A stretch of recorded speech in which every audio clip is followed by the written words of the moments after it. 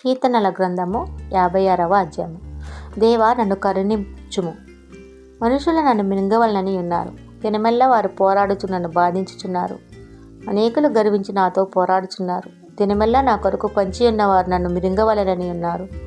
నాకు భయము సంభవించు దినమున నిన్ను ఆశ్రయించుచున్నాను. దేవుని బట్టి నేను ఆయన వాక్యమును కీర్తించెదను. దేవుని యందు నమ్మకించి ఉన్నాను, నేను భయపడను. శరీరదారులు నన్నేమి చేయగలరు? దినమెల్ల వారు నా మాటలు అపార్థము చేదురు. నాకు హాని చేయవాలన్న నా తలంపులే వారికి నిత్యము పుట్టుచున్నవి. వారు గుంపుగూడి పొంచియుందురు. నా ప్రాణము తీయగోర్చువారు నా జాడలు కనిపెట్టుదురు. తాము చేయు దోషక్రియల చేత వారు తప్పించుకొందురా. దేవా, కోపము చేత జనములను అనగగొట్టుము.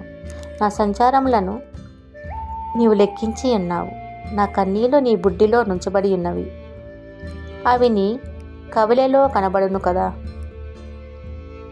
నేను మొరపెట్టు దినమున నా శత్రువులు వెనుకకు తిరుగుదురు.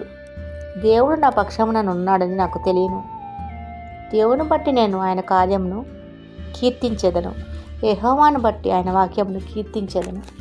నేను దేవుని యందు నమ్మకించి ఉన్నాను, నేను భయపడను. నరులు నన్నేమి చేయగలరు? దేవా, నీవు మరణములో నుండి నా ప్రాణమును తప్పించి ఉన్నావు.